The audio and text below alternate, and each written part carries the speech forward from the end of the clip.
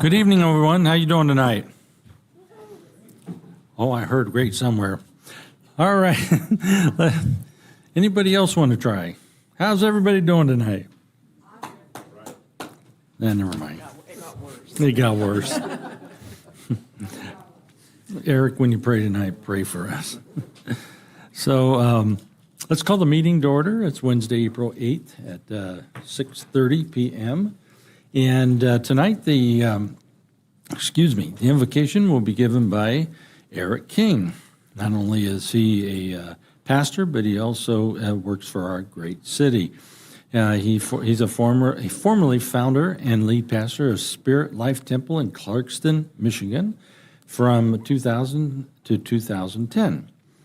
From 2010 to 2018, served as church overseer and advisor for the pastoral team. Spirit Life Temple is non-denominational community church. So he was with them he joined Lakeside Christian Church in 2018, though. And he got his doctoral, pastoral, was it doctoral or just, yeah, okay. We should be calling you a doctor. No? Mr. Eric. All right.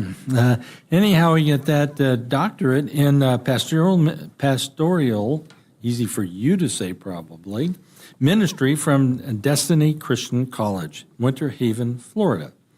And he has conducted missionary trips to South Africa, Botswana, Kenya, and Tanzania.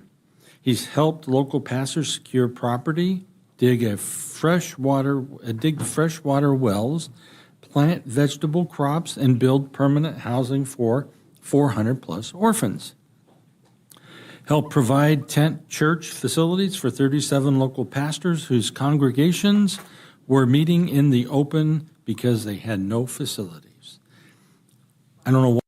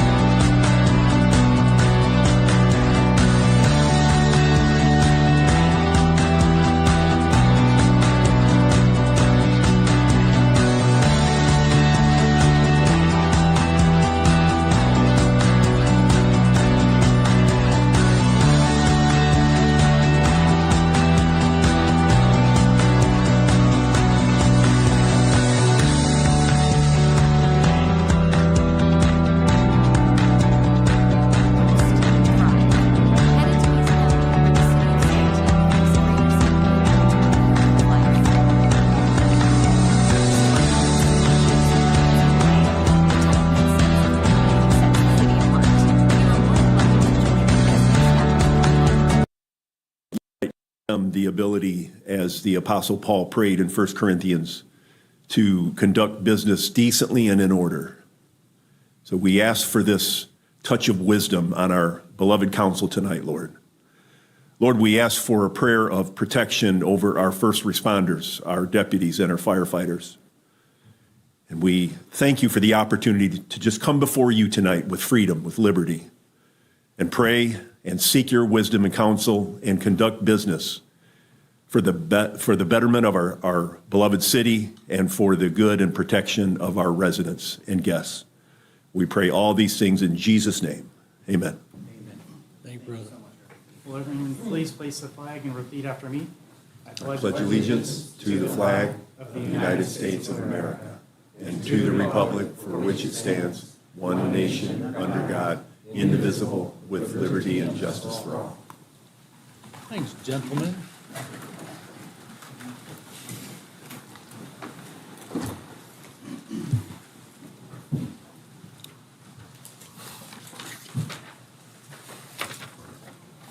You know, Mr. Mayor, I just saw Randy Vopel yesterday, and I told him every time we do the pledge, I cannot help but not hear hoorah at the end, yes. You know, I actually say it sometimes myself just because I need to hear it. Yeah. So, For those who don't know, Randy Vopel is a former mayor of ours and was a state assembly member. And every time we said the Pledge of Allegiance, you were likely to hear, hurrah. So that's where that comes from. So, and he's now still working, but retired from politics, which is not, oh, he is? Well, I'm going to have to get hold of him then. So, all right. Let's go along to the consent calendar and the rest of the calendar. Is there any items to be added, deleted, or reordered? Vice Mayor? No. Councilwoman? No. Council member? No, Mr. Mayor. Council member? No, sir. Nothing Motion to from me. approve. Nothing from me. I'll just take throwing it out there. Okay. City manager, city attorney. Do we have any speaker slips? No, sir. Thank you. I have a Second. motion. Is there a second? Thank you. Please vote.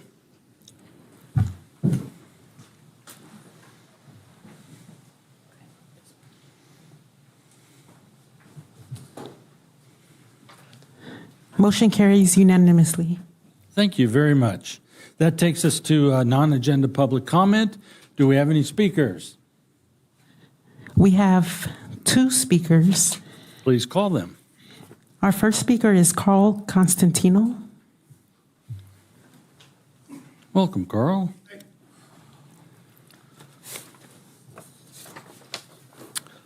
So this is a repeat from Wednesday since neither Nick or Eric were at the Spark meeting. So I'm trying to understand how the city of Santee can spend $500,000 renovating Shadow Hill Park and still not take care of the graffiti that was there before the park was renovated. It's the first thing anybody who walks to the park sees. It's at the base of the stairs and it's at the top of the ramp. I've been contacting you all about the graffiti since the renovation. Originally, it was painted over, but it was just painted over line for line. So you had graffiti, it was a different color. Been contacting several times. It was going to be power washed. I don't know if it was, but it didn't work. The graffiti was then painted over in small areas, patchwork with a contrasting gray paint. Looked like crap. I guess there was a delay with the steamer, but I don't know if it ever got used, but obviously it didn't work. Then finally, somebody painted over the entire concrete square, which is what I suggested we do in the very first time I contacted you.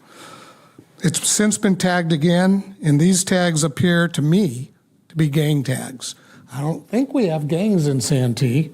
I don't want them getting a foothold. And I know, Ron, you were going to contact the sheriff about increased patrols. To date, nothing's been done about the graffiti at the top of the ramp. I just don't know what's going on. There's several graffiti-proof paints and sealers you can buy. In case you didn't know that, I sent you guys information on it. They have it at Home Depot. I just don't know. Is this being ignored? Is it a low priority or what? Can you get back to us on that? I spoke to Carl right before the meeting, and Nick and Eric, I've been in touch with them too, so I will follow up. Okay, thank you. Thanks, Carl. Yes, we've requested extra patrols. I also want any time prior to the graffiti cleanup that we are called so that we can document it. We have what's called graffiti tracker. We can put those, if there's specific tagging that may or may not look like gang tagging, we can put that into our system and relate it to other taggings in the cities or other local cities, and then put together maybe a possible suspect. So there's things that we can do on our side as well investigatively. Okay, thank you. A quick question, if I can. Nick or Eric, do our teams also take the photos for graffiti tracker? That's what I thought. Yeah, yes, Mayor. We thank you for coming out, Carl. Appreciate it. We have actually steam cleaned the area, and that's been cleaned. But like Carl stated, he is correct. It's been re-tagged. We'll get out there, put some coating, make sure that we have some vigilance from the sheriff's department. But we'll also have our staff out there more on a vigilant basis and get the steamer out there if needed. We do have a plan, and I'll let Wendy know once it's completed. Okay, thank you. Thank you, sir. Mr. Mayor, well, you already know, we had a series of this happening in the past number of years ago. They were very prolific about putting their tag mark within the parks. It was more prevalent during spring break and summertime when kids are out of school and have nothing else to do. And so that's what we're seeing. I'm assuming, being that we just finished spring break in Santee with both schools, or with all the schools. But Carl, like, this is definitely one of the highest priorities that I have is graffiti removal. That's the reason we've been so aggressive within 24 hours of being called. That's always been the call to action, is within 24 hours of being reported, it should be removed. That's the reason. It's been on there a while. We've been trying to get back. No. That's not something that we've ever allowed. I can clearly see that the people that take care of that are hearing this very, very clearly right now, and that is not something that we will put up with. It is, to me, it's the broken window syndrome, and I'm with you on that. It's not something that I ever want to see in the city of Santee. I was very blessed to be able to raise my kids here in a place where they didn't have to see graffiti on a constant basis like I did where I grew up. So this is something that we need to make sure we're very vigilant about. And if I don't know if there's a need for a renewed message across the troops or not, but hopefully you're hearing it now. Thank you, guys. Thanks. Our next speaker is Brenda Hammond.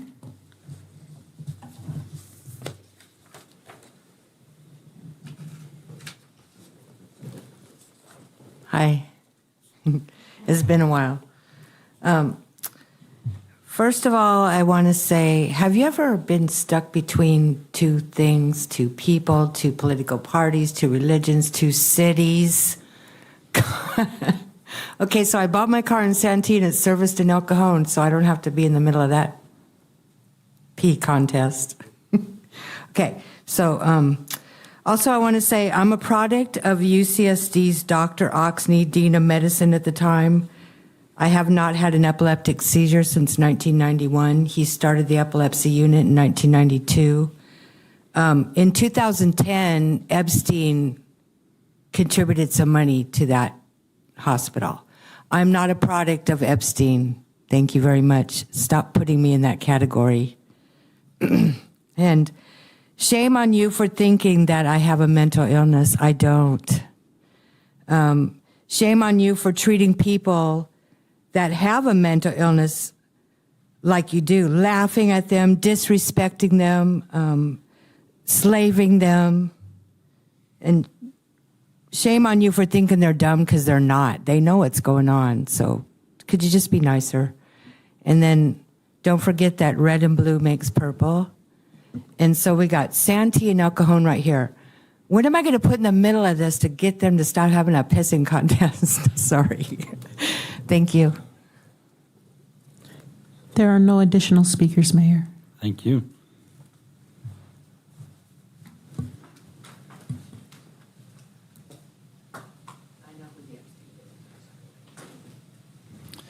All right, that takes us to our first item under public hearing, which is item number 5, and that's a public hearing for a conditional use permit for a drive-through quick service restaurant on a 2.02 acre lot at 9207 Mission Gorge Road in the general commercial zone, and finding the project exempt from the California Environmental Quality Act pursuant to CEQA Guidelines Section 15303. The applicant is Lawrence Rafu, Primo Developers, LLC. Did I get your last name right? Thanks.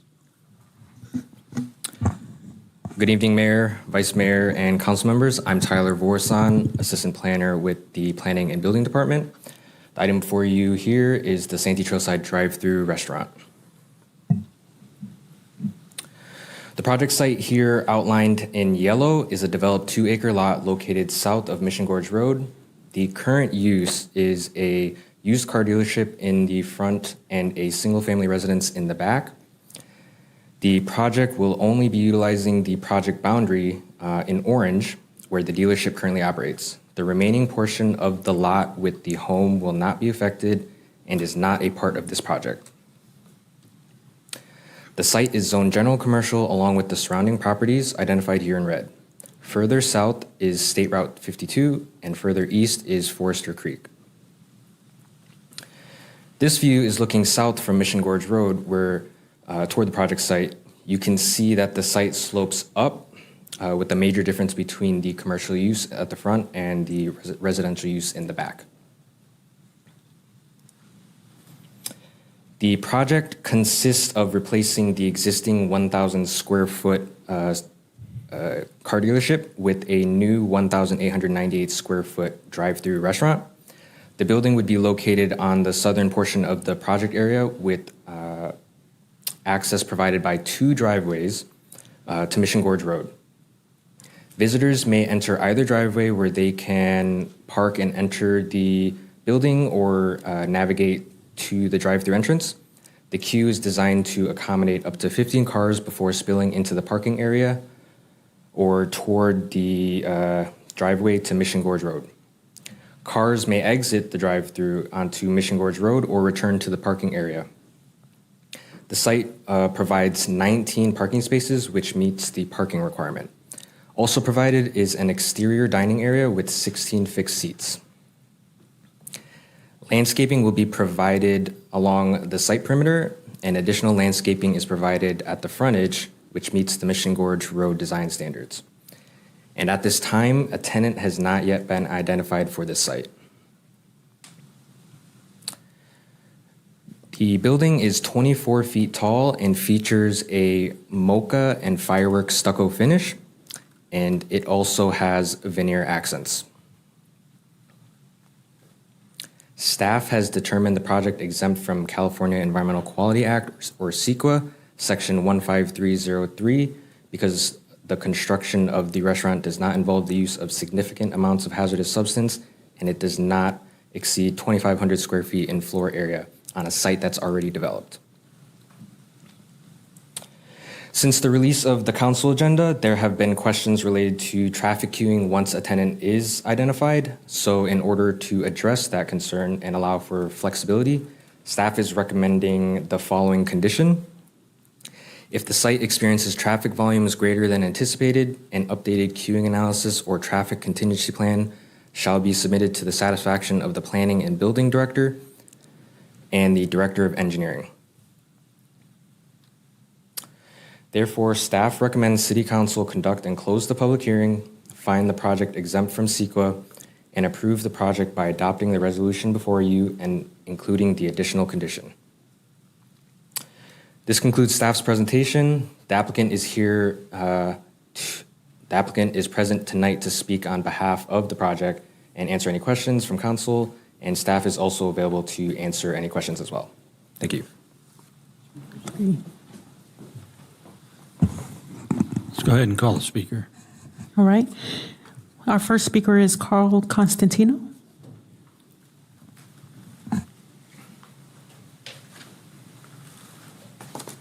I think it's a nice looking design, certainly better looking than what's there right now. But you're building this drive-through on spec. You don't have a tenant identified. In the less than 2 mile stretch of Mission Gorge between Fanita and Magnolia, there's already 12 other drive-through fast food places. It's basically a fast food drive-through essentially every 10th of a mile. Mission Gorge is already congested, with that same stretch having 11 traffic signals, just shy of every 2/10 of a mile. And they are not, I'm sorry to disagree with you, but they are not synchronized. I know it's a relatively small project, especially like in relationship to the huge distribution hub going in at the drive-in. And I actually hope it's successful without being a major traffic problem. But if the tenant ends up being a Starbucks or some other coffee chain, I would expect the worst. I can appreciate the additional condition, but that's after the fact. What are you going to do? Add another lane? So that's my comments on it. Again, like I said, I think it's a nice looking design and everything. I'm not against it. I just have concerns about it. Great. Thanks, Carl. Our next speaker is Renee Woodward. Hello, Renee. Welcome. Morning, Council. Thank you. I would like to draw your, I got to talk into this thing, don't I? Yes, you do. I would like to draw your attention to the plant list. I believe this is page 92 on your agenda. On that list, there is only one native plant listed, and there is also one invasive plant listed. And of the non-natives, I guess you would call them curated plants, or not curated, cultivated plants, or horticulture plants. They're not listed as invasive, but if they get into the riparian habitat, they could become problematic, and that's why I wanted to bring that to your attention. I did also reach out to the San Diego River Park Foundation to get advice on this, and what I noted to them was, are there any plants of concern? And the answer was all of them for that reason. I think ecologically and aesthetically, to have the plants around the building look more like the plants that are native in the creek would be more beneficial and more aesthetically pleasing. And I think that pretty much, I'm kind of nervous, I'm sorry. Don't worry. I think I covered what I needed to say. Do you want me to elaborate on anything? No. Okay. It's your time. You've got another minute and 40 to go. Okay. You do what you want to do. It's your time. Yeah, you don't have to be nervous. It's my first time, too. Yeah, I did notice on the illustrations there were some palm trees present, but those are not on the plant list, which is fine with me since we do only have one native palm in California, and they're out in the desert. And, wow, okay, thank you so much for your patience with me, and I think that pretty well covers it. Did you provide that list of plants that you're concerned about to anybody? Well, it's on the agenda packet. Oh, did I give it to anyone? Yes, Yeah. I sent a picture. I had to take a picture of it on my computer, and I sent it to the River Park. Okay, we need to, we need to get to that. If you have that list, send it to us. We'll get it to staff because they will review the plants that you're talking about. Well, they're in the agenda packet. Are you talking about the native plants? Yeah, well, the things that you prefer. Oh, there's about 4,000 of them, so I didn't make a list. Okay, I see where you go. I see where you're going with that then. Okay. I thought you had Sandy's more. making a note right now. No. See if she's making a note. So. I thought you had a more scaled down. No, I mean, I have a version of few what you- favorites, but like deerweed, lemonberry, monkey flower, desert willow, hollyleaf, California laurel. That's just a few. But like I said, there's lots of them. Okay, great. Thanks. Thank you. Our last speaker is Gary Strawn. Oh, Gary, welcome. Knowing my background, Gary Strawn, 9433 Lake Canyon Road. Knowing my background, you think I'm here to talk for the River Park, but I'm not. I'm here representing you. When I heard about this morning, and by the way, Renee, what they want is a list of on their list, mark off which ones shouldn't be there. Not what they can replace them with, but which ones. I think we have that list. That's okay, Gary. Okay, sorry. As your representative on Mission Trails Park, I want to remind you how many hundreds of thousands of dollars they spend removing non-native plants from the park, how much we and Caltrans spent planting native plants all along Forester Creek, and here we are next door. So I'm not asking for anything other than the Planning Commission should be aware, even without a CEQA requirement, just let's be reasonable, plant things that help and not hurt. We can't police all of the homeowners around. I'm not projecting that, but when you have a plan like this, it's pretty easy for them to get hold of the River Park or anybody and say, hey, what kind of plants should be in here, and plant those instead. Okay. And as an aside, since I have a minute, our neighbors to the south should be celebrating. We approved 35 million gallons a day diversion from the Tijuana River into the sewer treatment plant. Yeah, good job. Good job. Good job. There are no additional speakers. Great, thanks. Ron, anything for us? I don't know. This whole thing seems premature to me. I think we need to figure out who's coming in. I think we need to park it for a while until we can figure out what's going on. Anything, Rob? I'm going back and forth. Okay, well, however, go ahead.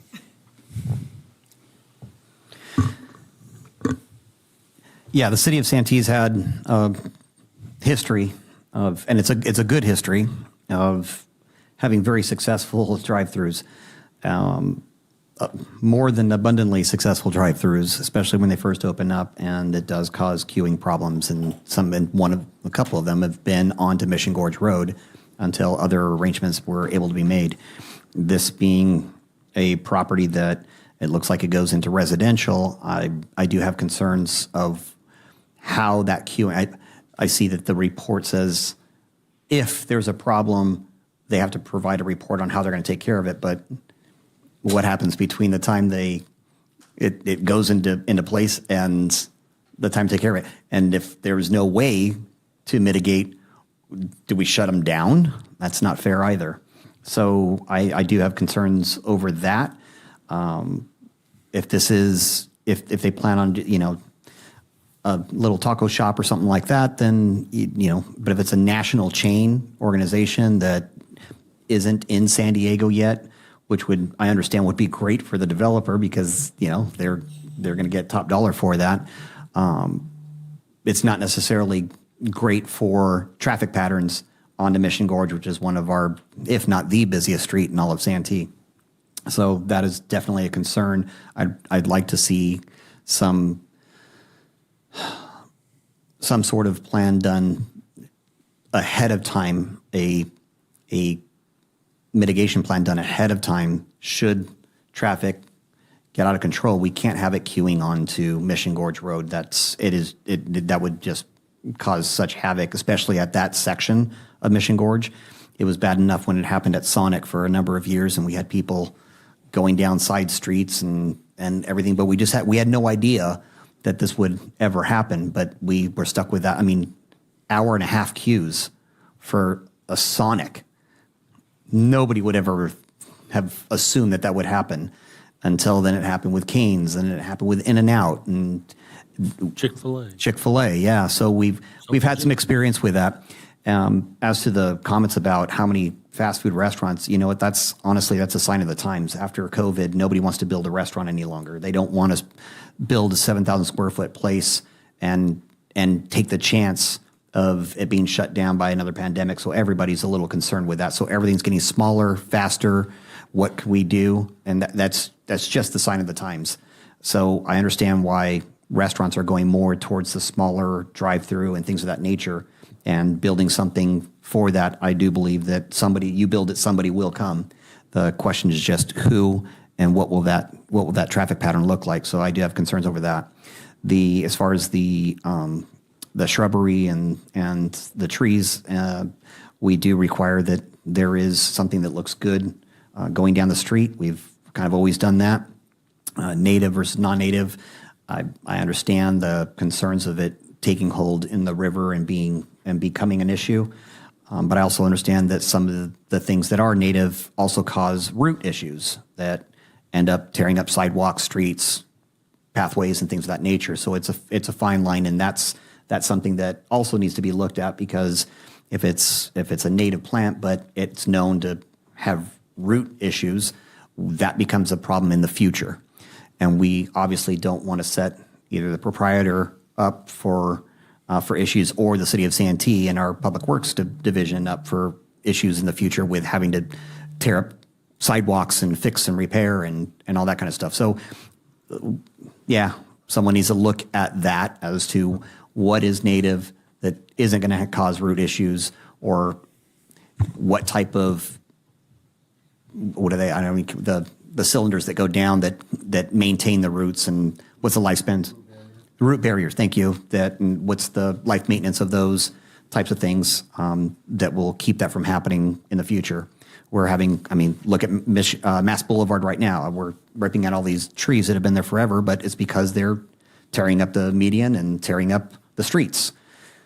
That cost us lots and lots of money. So we have some lessons now. Let's learn from the lessons and put that to work with this.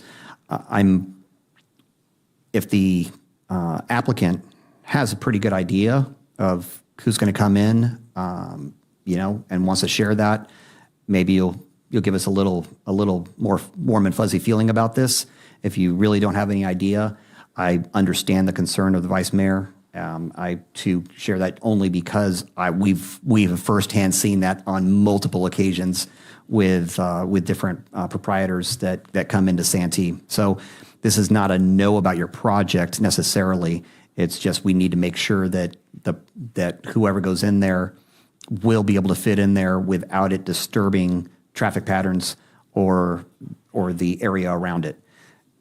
The project that you've proposed is beautiful. You've done a really good job with it, and we appreciate that. And it absolutely will look better than what's currently there.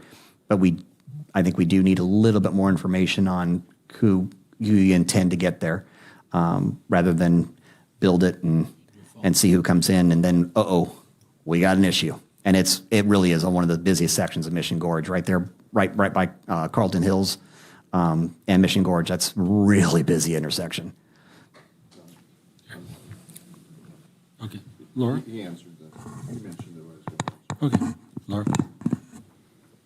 Okay, so I do agree that design compared to what's there now is exponentially better, and it would be a huge improvement. So I fully support something like that going there. I'm not sure if we can condition the condition that was brought before us tonight that wasn't in the packet about the queuing. I think it was mentioned, but like we're blind as far as what kind of tenant is going, who's going in there and what the queue would be off Mission Gorge. So if it is a smaller, the only one that I remember there was a lot of conversation on my time on council was Popeyes and the design of that. And people aren't queuing up on Mission Gorge for Popeyes. So that was solved by staff and the developer. And I don't know how this gets solved here tonight without knowing who the tenant is or how we condition this.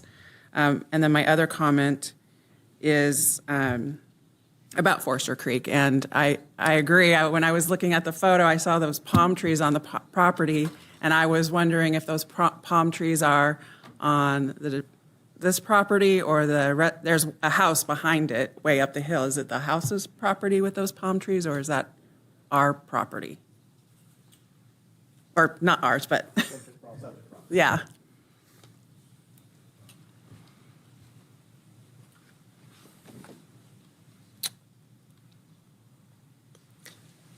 Go back a little bit more.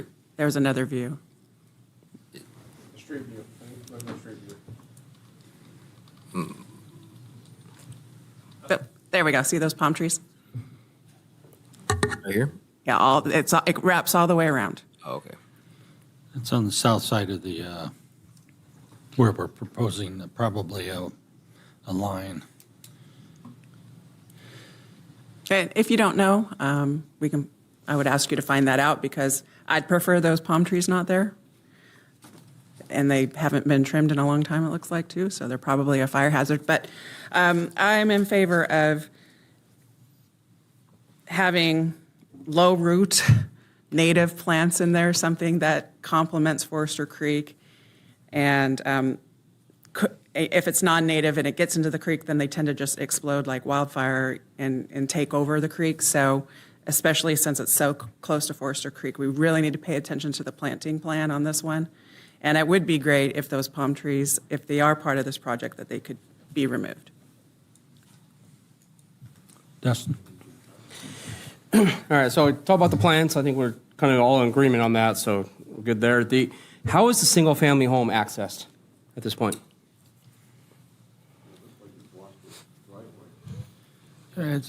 It's a lane right along. So there is currently, the existing conditions, there's currently a side access, like an existing easement.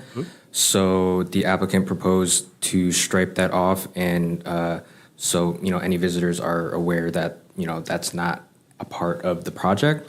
But this area would be maintained in stay open for that normal access for the. So is that red line a wall of some sort, or what is that red line representing? So that is referencing a wall, yes. So how tall is that wall? roughly? So around this side, so they're proposing a retaining wall around the rear side, which I think goes up around 8 feet tall at most, due to that slope. And then on the left and the right side of the project is between 1 to 5 feet. How did they get on that? I'm sorry? How did they get on that easement? Is it my turn to talk or his? I know it. Sorry, Ron. I just let me get my comments out. Maybe it'll answer. It'll get them all out there. So, Tyler, can you go back to that? Actually, the engineering plan right there. So, Carl or Steve, can you help me out here? So, top of wall is at 36, and the bottom's at 30 and a half. So it's 5.5 feet tall in that corner, and then the front corner's only a foot tall. Does that look right? Yeah, it tapers down. Obviously, there's a slope in the back, Right. and it'll taper down to 0 as it goes down towards the front. Okay, so we have a little buffer zone there between the driveway and the queuing lane. That's where I'm going, right? So, Tyler, can you go back to the that one there? So, okay, we have an easement here. I'm just trying to understand this ingress and egress of this. So, the driveway that I'm looking at here has an ingress and egress both directions from the parking lot. So the cars are queuing in here. So that resident, let's say, that's living in this home is coming down this hill or coming in that same driveway to access it, right? Mm-hmm. Okay.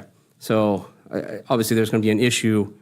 It could be at different periods of time throughout the day for that tenant, or I'm assuming it's a tenant. I don't know if it's a homeowner. I don't know who's the resident there to access that. Is the person who's living in that home, the resident, are they a tenant of the current landlord of this property right now? Because it's all one parcel, correct? Yes.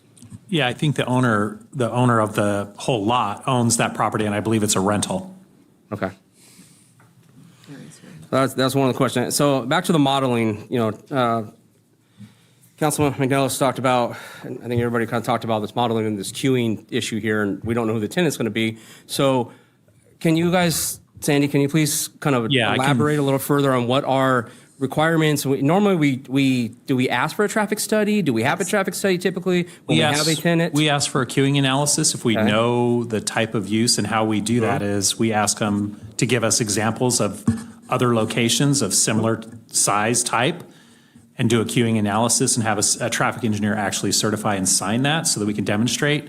But what I could add for council to give you more information, the amount of queuing they have for this location is much larger than a typical restaurant, not what we've seen necessarily, an In-N-Out or a Cane's. Those have all subsided. What would these be comparable to? About 7 to 10 on average. What kind of restaurant? I'm sorry, Carl. What would be? You're not saying it's not comparable in and out. Well, so I say we've experienced it, as council members have already expressed. Mm-hmm. We've had short periods where we've had those issues. The only one that I'm aware of currently that continues to have issues is In-N-Out Burger, and now they route through the parking lot of Lowe's. Right. We never had an issue with Popeyes. We had issues with Sonic initially. We had issues with Cane's initially. Those have all subsided. Mm-hmm. But what I can say is a typical drive-through has 7 to 10 spaces. They've got about 15, so it's more than a typical. But we would still like to see a queuing analysis if it's very specific type of use that we know generates. That's where I'm kind of going here. So we're meeting all the requirements, or we're above average with the queuing, and the parking requirements are met within here. But we don't know who the tenant is, so we can't necessarily build to suite, right? The conditions. But can we condition it in such, maybe this is for you, in such that we allow it to be built, but we don't allow the occupancy or the permit to be issued for the occupancy until those conditions are met? I think there's two options, not to talk about the legality. Sean can cover that. But I think one of the ideas behind this project as it stands now is, the applicant is going to say, assuming that council approves this entitlement, they're going to say, this is what now is entitled for this property. And as they continue to go through and they pick a tenant, that tenant then will have to come in, right, and submit building permits. And once we know who the tenant is, we'll then evaluate, to Carl's point, whether or not that specific drive-in would fit the traffic queuing study that we've already done. Now, if they don't, let's say they're a bigger user like a Starbucks, then we'd evaluate, okay, are the 15 spots adequate? If not, then we would trigger the condition, which is why we provided it, and say we will require an additional queuing analysis so we know how many it would take and whether or not it would fit in that configuration or not. And if it doesn't, then that's a different conversation of maybe we don't move forward with that particular tenant because it doesn't meet the needs that we already have provided through this entitlement. They could also opt to come for a major revision if something like that happens.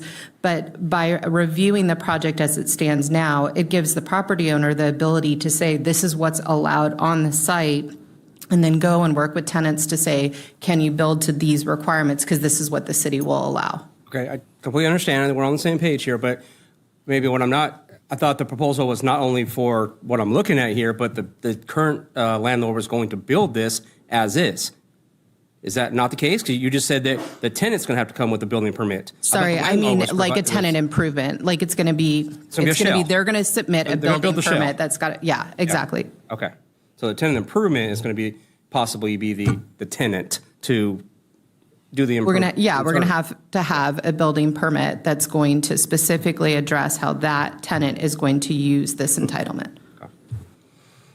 Okay, that's a very distinct difference than the report that That's we why received. I would, in the future, I'd like that to be in the report because that's a very distinct difference. Yes. If that's the case, if we still have the authority once it is built to say, okay, well, now going in before we allow a occupant to come in, that they will potentially will have to do a traffic survey. That's very different than just saying, all right, we're building it and you're going to get what you're going to get, which is what I felt the report said. Okay, I understand what you're saying. I could add, to help the situation as well, what we did for Popeyes, for example. There is substantial room on this parcel and the way it's currently designed to add additional queuing within the parking lanes. They could close the western driveway, allow them to only enter the other. There's lots of options to add additional storage. And I'm just pointing it out that there is the ability to add additional storage, and they are offering more than a typical, again, not every restaurant amount of queuing. So that's why we didn't initially have a concern when we looked at it from a traffic analysis, because they have a substantial amount of queuing already. Yeah, I agree, and that's why I want to point out, and then we still have the option or to have the additional information we need, depending on who the tenant is and what their requirements are in there. To Councilwoman McNellis's point again, the place is built at 1,900 square feet gross. The restaurant, a lot of these are smaller with obviously a drive-through for quick service in there, but also with outdoor seating to allow. I don't know how much indoor seating is in this because obviously we don't know what the inside is going to be yet, right? So if there's going to be any indoor seating, it may not. I'm assuming at that square footage there probably is still, but. We have a general floor plan. It was in our report, but it wasn't on the earlier slide, right? So yeah, we're only looking at 8 seats inside, 8, 12, 16. Sorry, you do the math. I thought that was outside. Yeah, exactly. Yeah, that's what I said. I was confused at first too, but now I see it with this slide. Up there. Okay. Got it? Yeah, I'm good right now. All right. So I do have some questions too. If we can bring up the one slide that shows the entire property and it has the orange or yellowish color at the very front. Oh, there we go. All right, so on the east side of this property, there's 2 other properties there, I believe, and that have private ownership. Or is this also owned by, you know what, Lawrence, you might want to come up and answer a couple of these questions. Sorry to do that.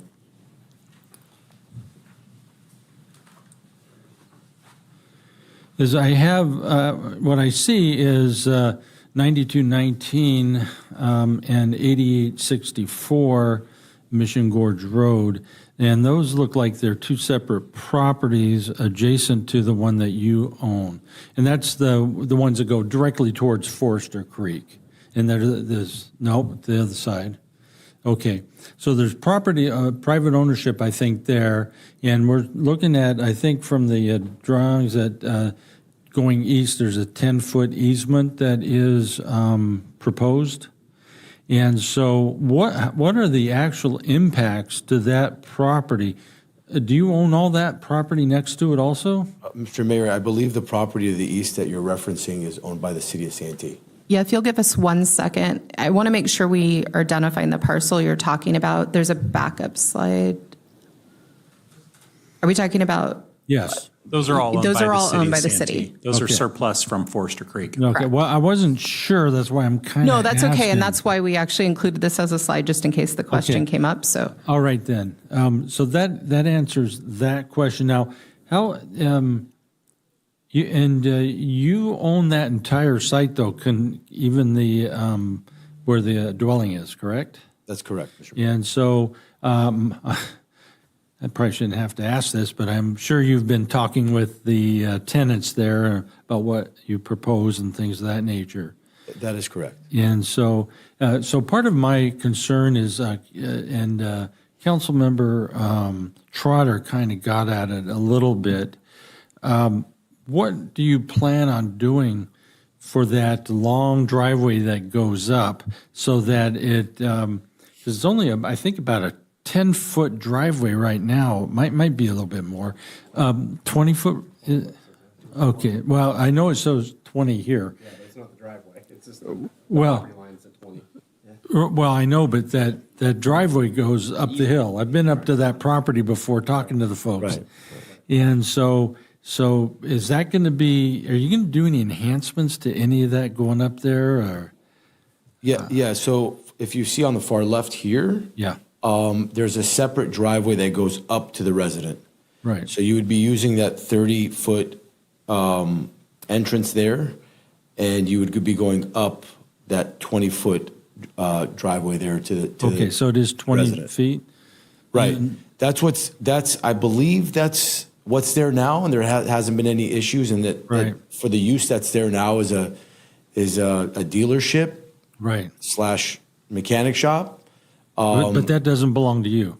Well, that's the I mean, the subject property now. does, but, That's no, I don't own the business, Okay. correct. Yeah, that's the tenant there now. Right. And as you guys all may know, that tenant has a lot of cars in that area now.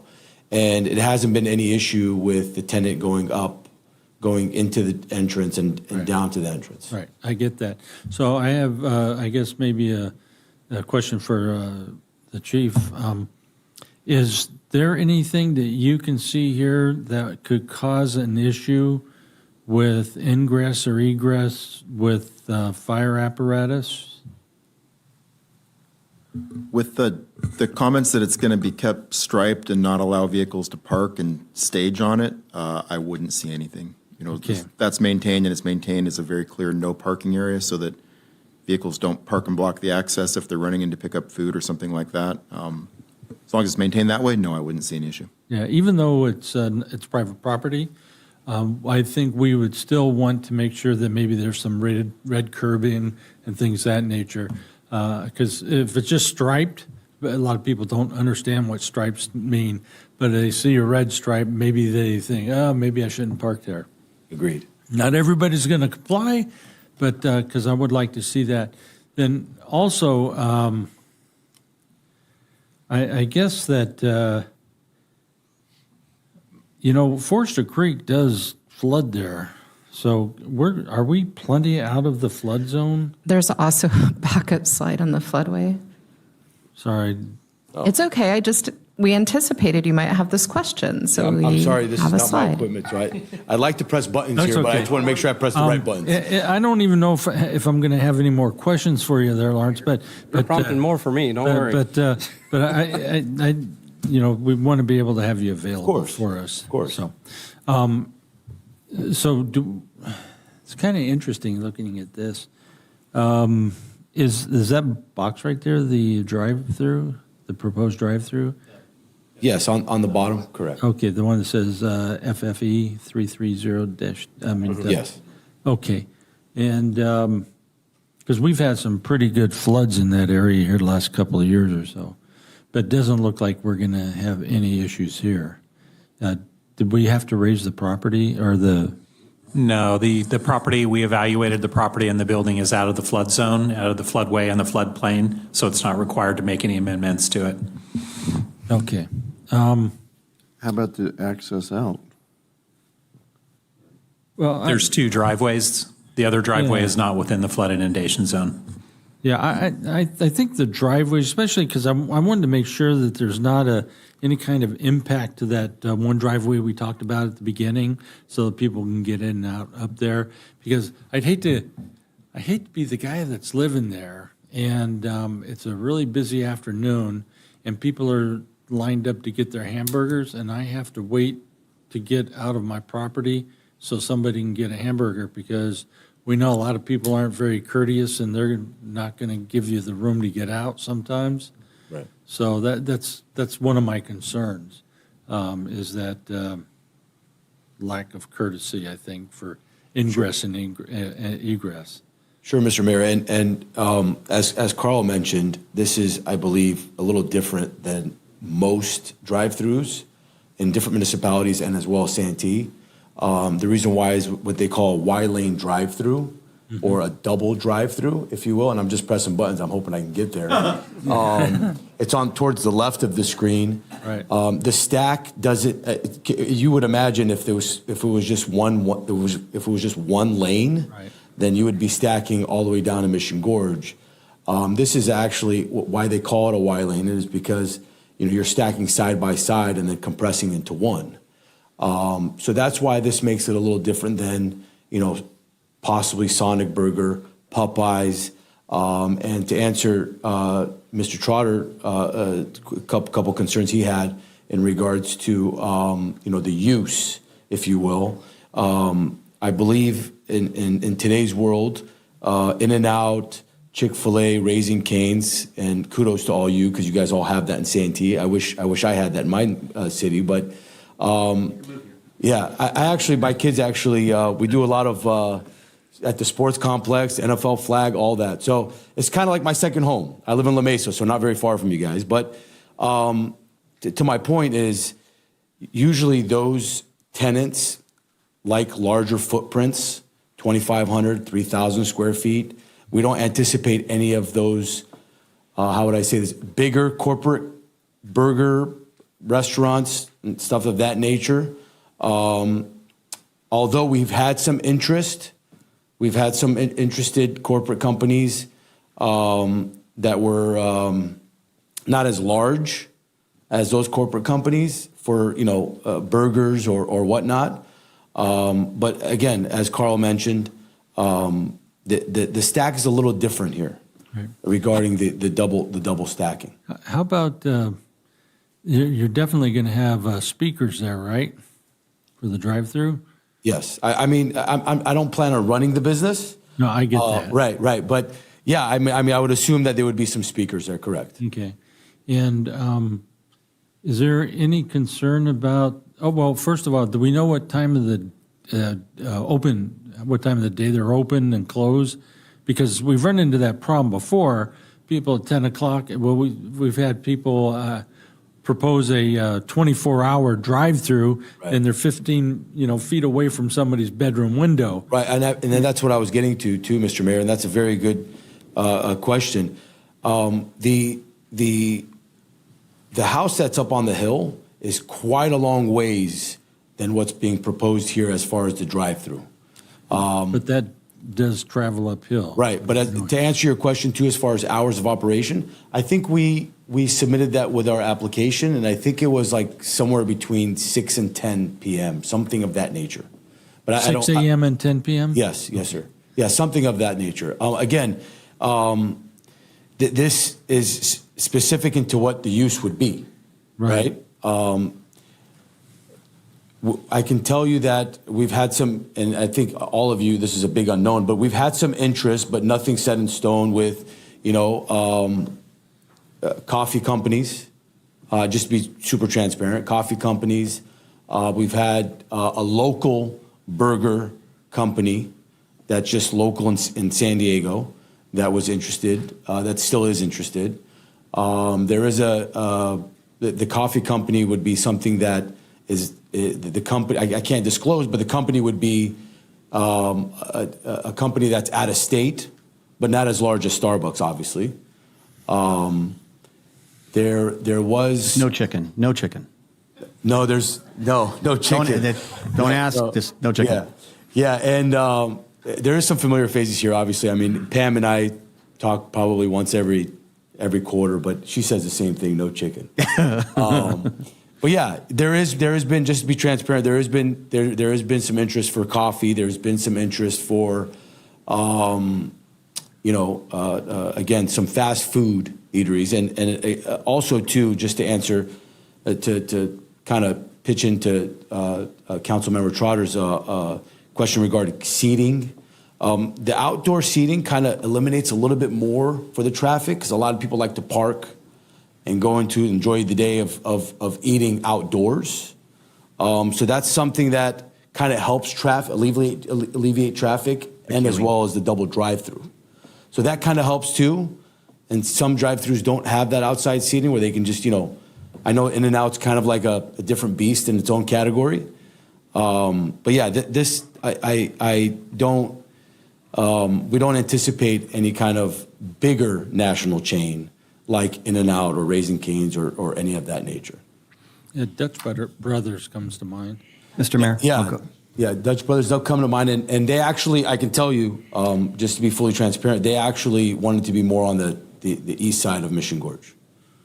So they've kind of lost a little bit of interest in the location. But things can change. I mean, it all depends on who's making decisions with these corporate companies. I'm just shocked that I called it. Yeah. No, there was interest in the beginning when we first started this, but then they just said, we want to be more east in Mission Gorge. And I said, well, the city of Santee is very dense, right? And if you're trying to look for a unicorn east of Mission Gorge, that's going to be... I thought we're kind of smart. Yeah. What's that? I'm sorry. Thank you. A different kind of dense. Thank you. Yeah. No, what I'm saying is it's tough to find. Yeah, it's tough to find a drive-through in Santee because, the real estate in Santee is desirable for sure. Sure. Laura? So I just have a curiosity question, since I'm glad to meet you, that you own that whole property with the, Nice to meet you too. Sure. residents on it. Does that property actually go all the way to the 52 where the rock formation is that you can see when you're driving? That's on the correct. 52? I call it the fifth bump because it looks like knuckles. Yeah. So, yeah. So there is some graffiti there if you wouldn't mind taking care of that Absolutely. one. Thank Absolutely. you. And I believe Carl had mentioned graffiti, and graffiti's it's kind of like cancer, right? If you don't remove it right away, it just starts piling on. So that's something that would be taken care of pretty soon here. Fairly fast. Mr. Mayor? Absolutely. Yeah. I just want to address your issues with our concerns over the speaker. I recall being here, and actually I was in the gallery. I wasn't even elected yet, and that was the sombreros. That's and right. it was where Handles is now, and that was a big concern. But it was mainly a much bigger concern for a couple of reasons. One, that's a very flat area over there, and there's a high density of housing right behind it. Mm-hmm. This is very different from that. There's one house behind it, and it's way up on a hill. Mm-hmm. Sound does not travel at the same level going uphill as it does coming downhill. So I really don't have any concern. A lot of years as a DJ, yeah.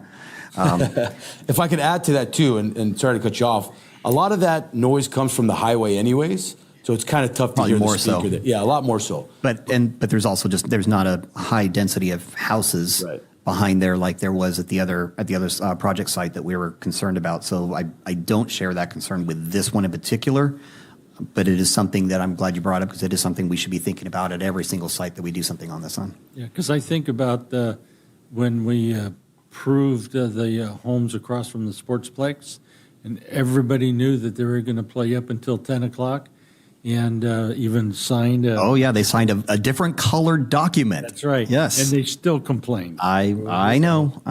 But in this case, we got one person, and they are tenants of the property owner, so it's a little difficult there. I want to make sure that we're covering our bases. No, I appreciate you bringing it up. Lawrence, do you have other land leaseholds and other restaurants like this? around the county?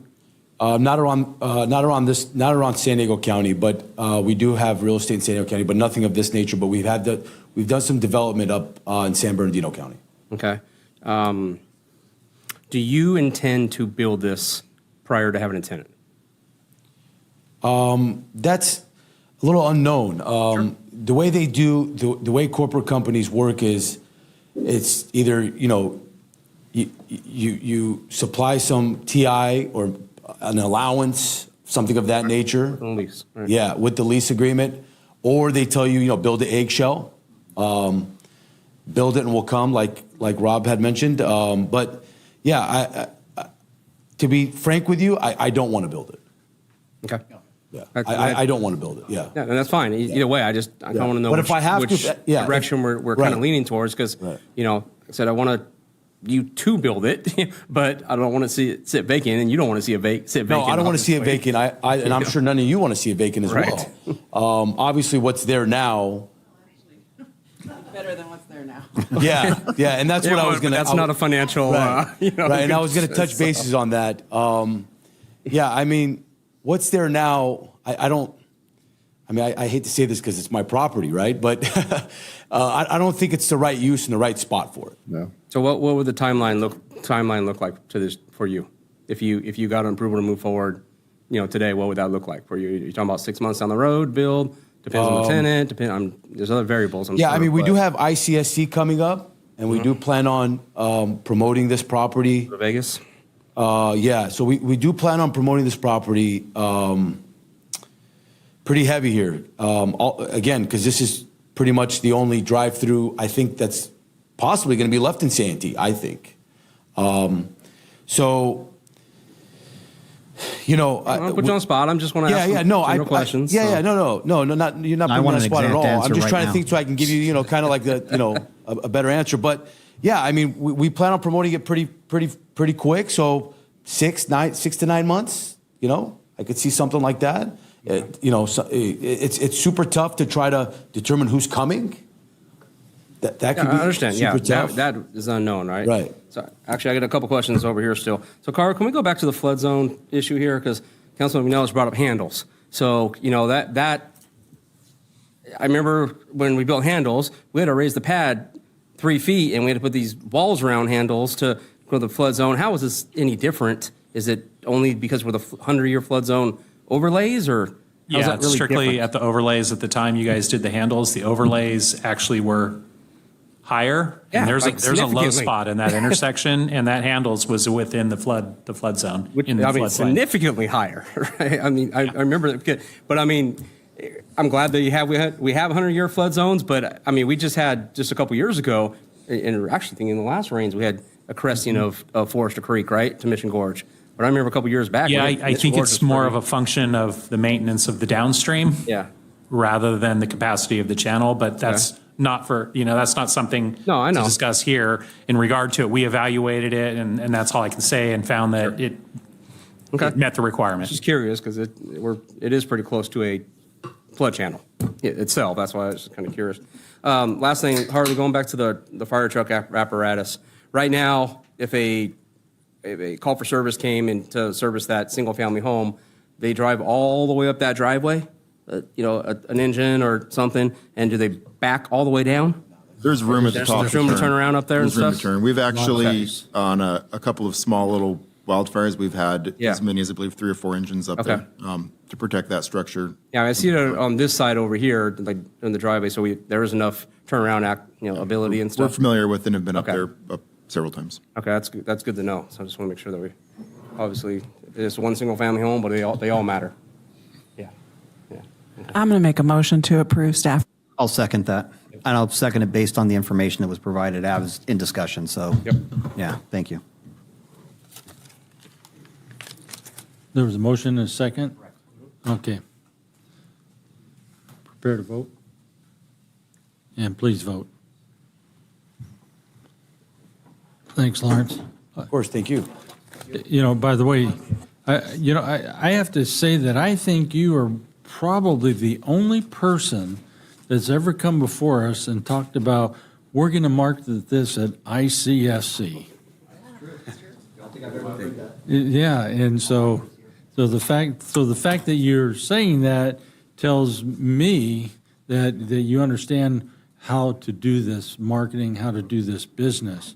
So it gives me a greater confidence, believe it or I not. appreciate that, Mr. Mayor. Mayor, can we just have the clerk announce the vote? Motion carries unanimously. Thank you. Thanks, everybody, for all the comments and everything. Thank you. Okay, where am I at now? All right, that takes us to item number 6, which is public hearing to adopt the resolution approving the program year 2026 annual action plan and authorizing the city manager to submit the grant application for community development block grants, funds to the U.S. Department of Housing and Urban Development, and finding the action is not subject or a project subject to the California Environmental Quality Act. Motion approved, staff recommendation. Staff, second. All right, then. Do we have any speaker slips? No speaker slips at this time, Mayor. Anybody want to say anything? All right, then. Please prepare to vote. And please vote. Good job. Motion carries. Great report. And that takes us to a non-agenda public comment. Do we have any speaker slips? No, we don't have any speaker slips, Mayor. Great. Thank you very much. That takes us to council reports. Ron? I yield my time to the fire chief. Not his turn yet. Laura? Okay, I do have 3 topics. The vice mayor, myself, and the mayor attended the decommissioning of the Ray Stoyer recycling water treatment plant today. And there's a lot of history. This was the first in the nation. I used to work for Padre Dam, so it was a little bit like coming home, seeing a lot of people I haven't seen in a long time, but congratulations to them. Hopefully the advanced water purification plant will be open this year. I think they've been hoping that too. The second thing, the East County Chamber of Commerce put on 2 workshops. It was a 2-parter around the Applied Artificial Intelligence course they are now offering at Grossmont College. So that was a partnership with Grossmont College. And there are career paths now. If you're interested in AI, I'm interested in learning. I don't want to be left behind. But boy, was it. It was absolutely fascinating. And you know, my takeaway was there are a lot of AI platforms out there right now. So it's not really going to make your life a lot easier yet, at least how I envision it. There were government agencies there, small businesses there, a lot of different people that had different interests. And what I did like, they talked about Copilot a lot for, you know, a more protected Microsoft suite product. But there's a lot of platforms out there that are doing a lot of different things. And I think it's one of the things that they do offer through Grossmont College is the ability for someone to learn to write their own AI program that actually is protected within your organization. So that way it's not going out into the world and other people can grab your information. There were healthcare clinics there too, things like that. So they have to be very mindful of that. And then the third thing is I received an email before I got here. So I just want to give a shout out to somebody that we all know. Devin Julian, the owner of Village Pet and Feed, was just named California's 2026 Small Business Person of the Year by the U.S. Small Business Administration. That's obviously a huge accomplishment. But in his own words, he said he's a good old Santee kid who built his business right here at home, and he is born and raised here in Santee. He'll be heading to Washington, D.C. during National Small Business Week in May to represent our entire state. Devin's work, his commitment to local families and their pets, and the way he's grown his business reflect the best of Santee. So, Devin, we're all very proud of you, and we're rooting for you. That's my comments. Nothing, Mr. Mayor. Rob? Nothing from me, Mr. Mayor. So I just wanted to touch a little bit on the event we went to today. It was interesting to go to an event that was 68 years old, actually 69 years old, which is actually even older than me. Yeah, so. But the reason why I wanted to say this is that a lot of people think Santee, that little old town out there in East County, and even though we have grown very much over the years, they still say that little old town in East County. But Santee has been the first for many, many things. It was the first for a reclamation plant in the United States. And so it's been there now 69 years. And it's still based on a great many of the, plans that came out that long ago with just adding new technology to it. And they talked about that today. And so we should be proud in Santee that we have that kind of history, the first. We have had some other first. You know what? I think if for me, and nobody knows this, but I think we're the first to really recover from the COVID and the pandemic, because we didn't tuck our head in the sand and forget about things. We just kept working businesses and taking care of our infrastructure. And so I'm just very proud of everything that's happened in this city. We have a great staff. We have great businesses. And we actually, speaking of first, we were at the first Sonic in, I think, California. And so where do you go from there?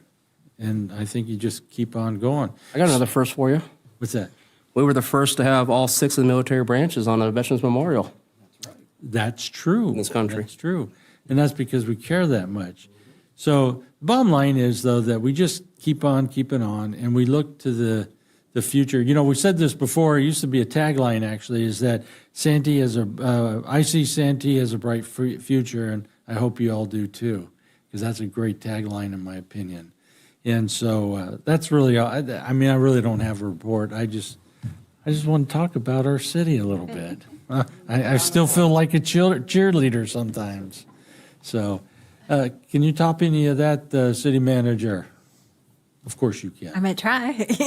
I'm going to have Chief Wallace give a quick report out on the riverbed fire from the 29th, and then I'm going to talk a little about some exciting things we've got going on with our country's 250th birthday. So, Chief.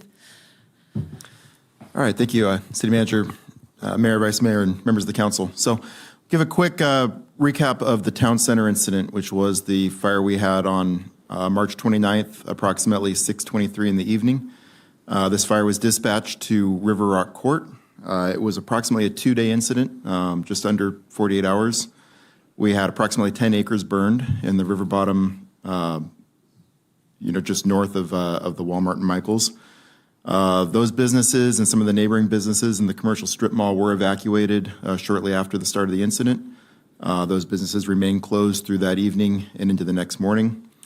And I'm very happy to report that we had no reports of damages to any structures and no reports of injuries to any civilians or firefighting personnel. I'm going to take a very quick second and play our initial dispatch audio for you. Santee 4, Battalion 2, Battalion 1, Brush 5, Engine 4, Engine 20, Engine 9, Brush 4, Medic 5, Squad 4, Vegetation Fire High 105 River Rock Court, Respond 1, Foxtrot 1 call. So, as dispatcher speaking pretty quick, but that was a vegetation fire high. That's an augmented dispatch level that, based on the temperature that afternoon and the humidity, is essentially an automatic dispatch level. But for the initial, we dispatched 2 battalion chiefs, 3 Type 1 engines, 2 Type 3 brush engines, a medic unit, and a squad for the incident. So a little more of an overview. During the peak initial attack operations that evening, we ended up with 6 chief officers assigned, 11 Type 1 fire engines, 7 Type 3 engines, 1 helicopter, which was a Type 1 night-capable water-dropping helicopter, our squad, 1 water tender, a paramedic ambulance, a 20-person hand crew, 1 ladder truck, and a logistical support unit which is staffed by volunteers out at Lakeside. A couple benchmarks I wanted to go through. So the first 911 call was picked up at 6:32 p.m. that evening. A minute and 4 seconds later was the dispatch you heard, the initial dispatch of the incident, dispatch to River Rock Court. Within a minute after dispatch, our units were getting reports that the fire may be on the island, and then about a minute later that we were getting reports of the fire approaching homes on River Rock.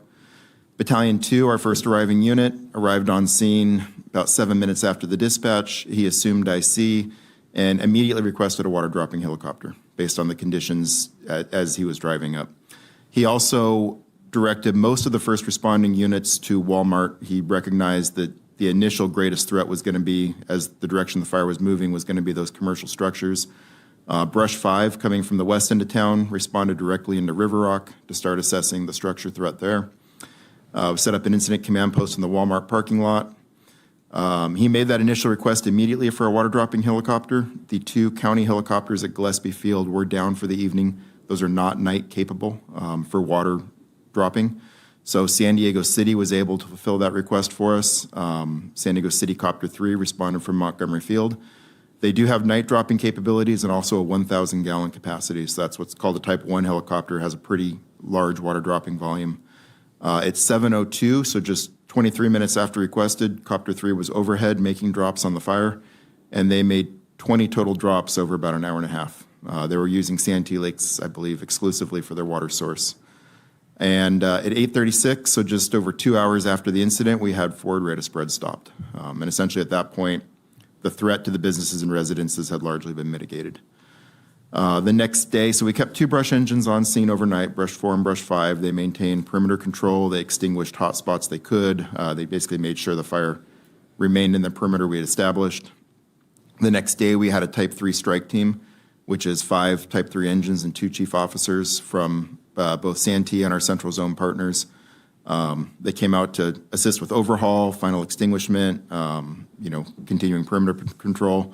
So those units worked throughout the day on the 30th. We had Engine 20 maintain a scene presence overnight on the 30th, and they stayed until about 5:18 p.m. on March 31st, where we determined we had no more hotspots, no more threat. So again, just about a 2-day incident. I do want to go briefly into the investigation in this incident. So our command staff and SDSO's sergeant who was on scene collaborated on this. There were several areas of this fire that were inaccessible on foot. I'll show you a couple pictures coming up. We had a lot of marsh-like conditions. We did have a telephone consult with bomb arson from the scene that evening. We used our drone and the next day to survey the fire area. Did not see any indicators, potential cause, anything near the fire location. Again, as our crews were overhauling that night and throughout the next day, they were doing the same things, looking for any potential cause, any indicators around the scene. We did have deputies on scene that conducted interviews with civilians that were at the area. They followed up on social media postings. And at this time, the cause of this incident is undetermined. So a couple photos. The island that was mentioned in the dispatch and in a lot of the initial reports to our dispatch center is kind of shown there in the top left. This is from that footpath that goes from Walmart over to the communities just south of Food for Less, looking to the north towards Cuyamaca. I'm sorry, looking to the east towards Cuyamaca. This shows a little closer the island. The vegetation on the island was almost completely consumed. As you can see, the island's really inundated, and that's kind of those reed and marsh-like conditions that were difficult for our crews to get access and extinguishment to. This shows kind of how close the fire did come to the businesses on the southern side of the river. This is looking south towards Town Center Drive. This would be the commercial complex that has Sportsman's Warehouse, Michael's, kind of along that commercial strip there. And this is looking more west back towards Walmart.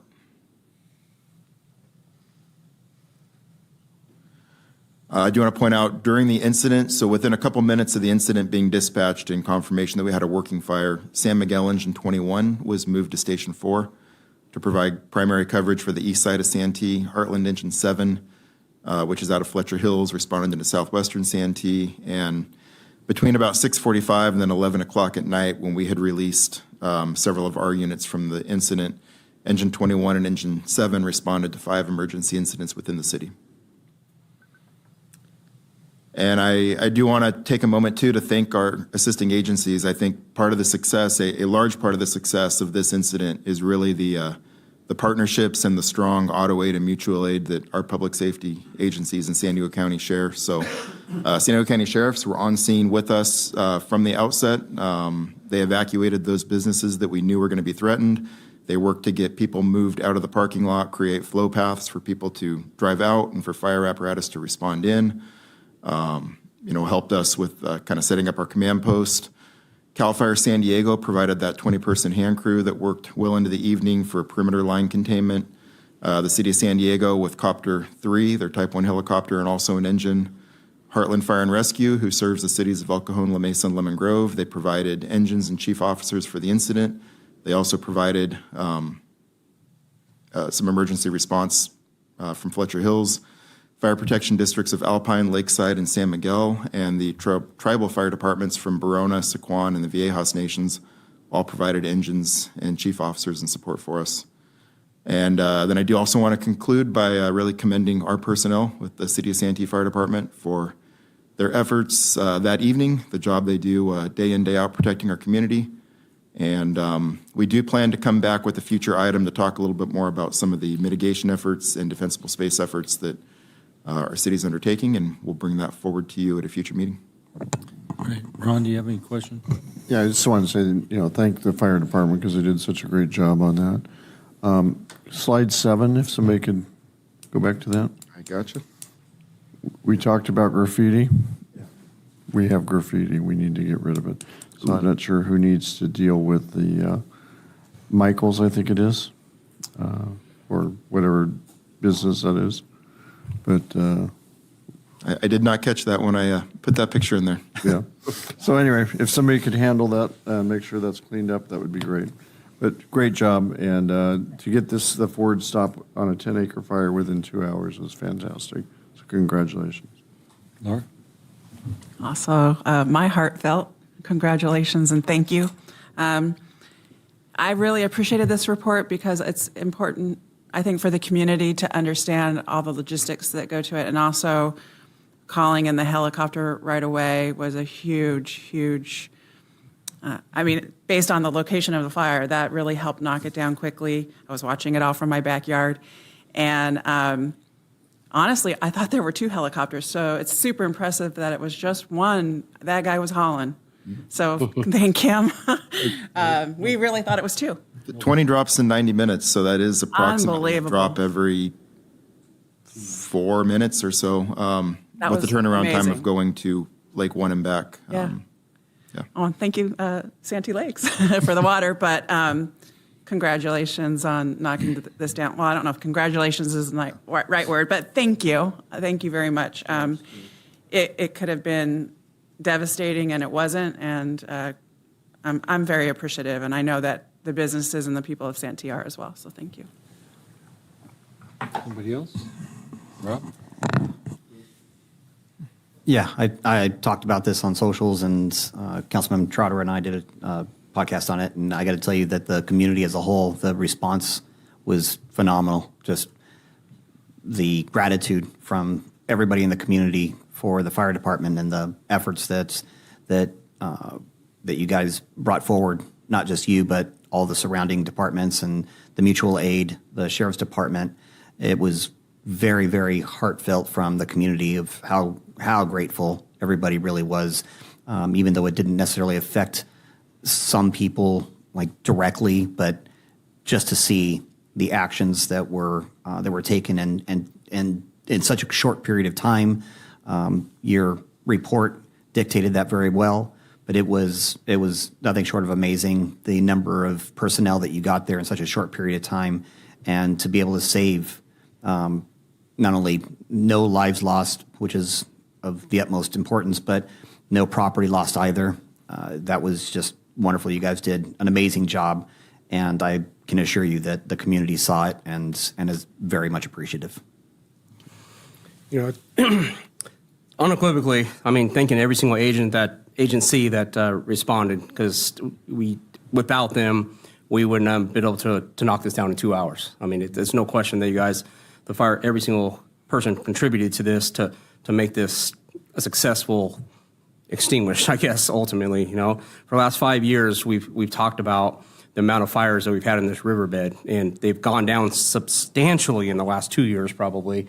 The majority of the river fires that we have been having are because of the drug encampments that we have in the river. I mean, we've talked about this in nausea and all the efforts that we're trying to make here in the city of Santee to clear the brush, and the FEMA grant that we have, and all these different, emergency orders that we've had over the last couple, years and things to try to prevent these type of things from happening, you guys. This is a perfect example, what we've talked about in the past, that we are one fire away from a catastrophe in this city. If we ever lose a single person or we lose any property, it's not because of the effort of this council or our staff or this fire department. It's the inability for us to go and do the job that we want to do. And we'll elaborate on that later when you come back with some of the efforts that we're continually trying to do with some of these agencies and that we have to deal with through this riverbed area and stuff. And it is extremely frustrating to each one of us sitting up here that we cannot do the things that we want to do to protect this city on an everyday basis. And this is just another example that it scares the heck out of me that we are one catastrophe away from losing property or losing a life in this city. And I should beat the drum here, but we are so conscious of this, and the 5 of us up here and all the staff have worked, it feels like in nausea for the last 5 years to not let this happen. But it still worries the heck out of me, and so I think you guys, again, obviously the firefighters that respond and all the agencies that did, I mean, we wouldn't have been able to do this without all that effort of every individual. I mean, all those people, I'm guessing you're talking about a couple hundred people too? You didn't really say I don't think the number of personnel is more the apparatus, right? Yeah, I didn't do the number, but I can tell you real quick. I'm not sure if it's extremely irrelevant, but I mean, I guess what I'm saying is even with the sheriff's department and all the other agencies, that this is a collaborative effort to, Don't make them do math. across the board here My very quick totaling up here is probably about 75 fire personnel. That's not counting it's 100 deputies plus and probably with the personnel that were deputies present. and everybody else that, and within a couple hours, got this thing into call it a safe condition, I guess, right? Because you're still monitoring hot spots and making sure overnight, a lot of the constituents in my district are directly affected to this one, in this section of the river this time. And throughout the night, they heard the chainsaws going through the night while they're trying to sleep. And, it's a somber, feeling to have to be able to sleep through chainsaws and do whatever, but they're okay with it at the end of the day because they know that you guys are making it safe, for their kids and their family and, for the next thing. But a lot of scared people along that stretch there behind Food for Less and all that with the people. So thank you, guys. I only got 4 words for you. Good job. Thank you. Anything else, City Manager? So 2 things. We will be reporting out at the next meeting on defensible space and an update on the FEMA grant. So I just don't want you to think it's going to be in the distant future. We do plan to bring that forward at the next meeting for an update. And then maybe on a little more fun path, we are kicking off all of our 250th activities. Actually, they started with the Bunny Trail. And to the mayor's point about cities being first, I don't know if we're first, but I think amongst all the cities in the county at this point, we are taking the 250th effort the most seriously. And you will see the pride and patriotism throughout Santee from now throughout the year. And we're going to have some more fun activities coming up in the summer. But one of the things I wanted to call people's attention to, if they don't know yet, I would like to introduce Santee Sammy, if you have not already met him. He has a QR code on him. So one of the interactive programs we're doing is you're going to see Sammy around the city. He's got a QR code, and if you scan it, you can be entered into, we're calling it an adventure passport program. So it's virtual, and be entered in win prizes. So we will be doing activities throughout every month. We will be incorporating the 250th into a lot of different programs throughout the city for our teen community, for our older adult programming. You're going to see a lot of influence in not just Santee salutes, but we're going to be announcing some fun things too with the summer concert coming up.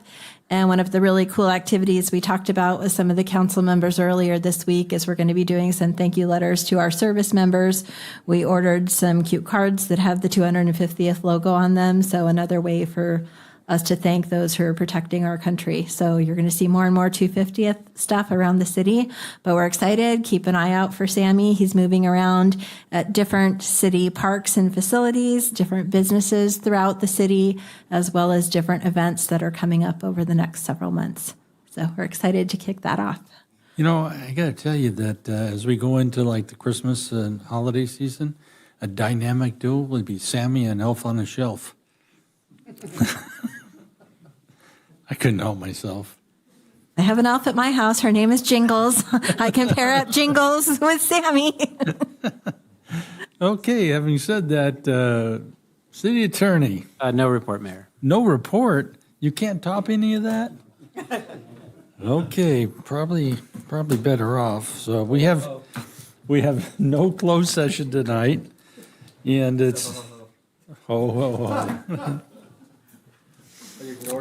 I didn't hear you. So it's 8:01, and I'm going to say meeting adjourned.